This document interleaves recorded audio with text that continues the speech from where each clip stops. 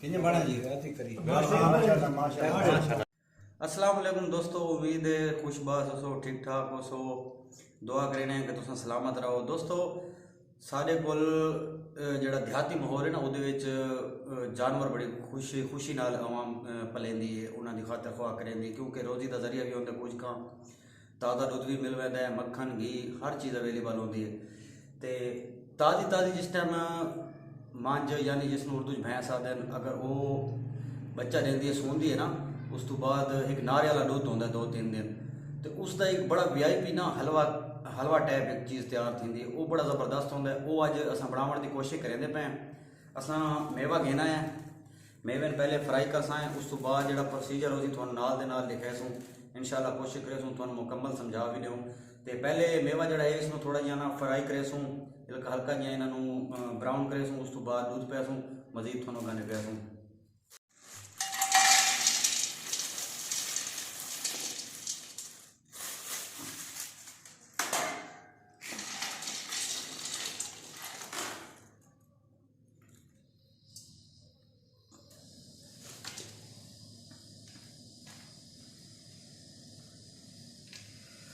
दोस्तों मेवे दे विच अखरोट, बादाम, मूंगफली, छुआरा ते गरी, दराग, ये सारी चीज़ां असां गिदियां।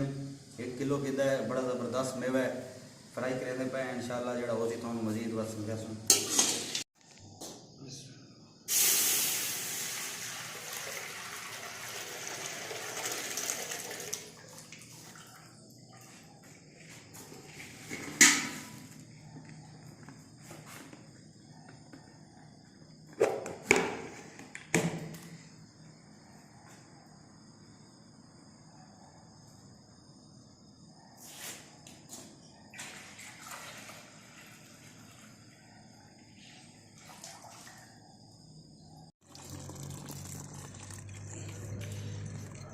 अच्छा दोस्तों, ये असा काफ़ी देर दूध नू चुल्हे के उत्ते खलारा है, तो उस तो बाद जनाब हुण असा इसकी छनाई करेंदे पे, क्योंकि एक्सट्रा जो पानी आता है वो निकल वैसी, जो मेन मवाद है वो रह वैसी।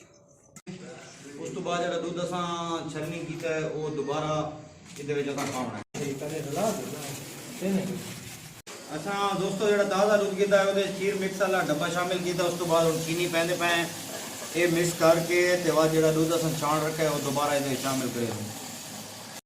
अच्छा दोस्तों, अस जो छाणा हुआ दूध है वो भी दोबारा शामिल कर छोड़ा है कढ़ाई के। हूँ जो माशाअल्लाह तकरीबन आधा घंटा पकाई बैठे हैं, तो बस फाइनल लुक आने वाला है। इस तो बाद अस इंशाअल्लाह मेवा पा के उस तो बाद जो अस चूल्हे तो ला के तो फाइनल लुक ही दिखा छोड़े। अच्छा दोस्तों, हूँ असा चूल्हा बंद कर छोड़ा है, माशाअल्लाह हलवे की बड़ी प्यारी लुक आई पे। इस टाइम असा मेवा भी शामिल करेंदे पे। बिस्मिल्लाह, ये अहमद खान मिक्स करो जा। माशाअल्लाह माशाअल्लाह सुभान अल्लाह। बिस्मिल्लाहिर्रहमानिर्रहीम। माशाअल्लाह जी हलवा सारा तैयार हो गया है, ते लुक बड़ी ज़बरदस्त आती पई है। बिस्मिल्लाहिर्रहमानिर्रहीम।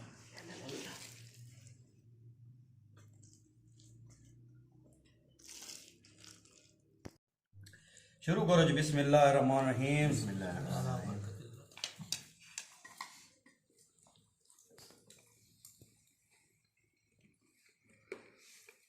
हाँ जी, क्या बात है दीम खान, कितने बना जी?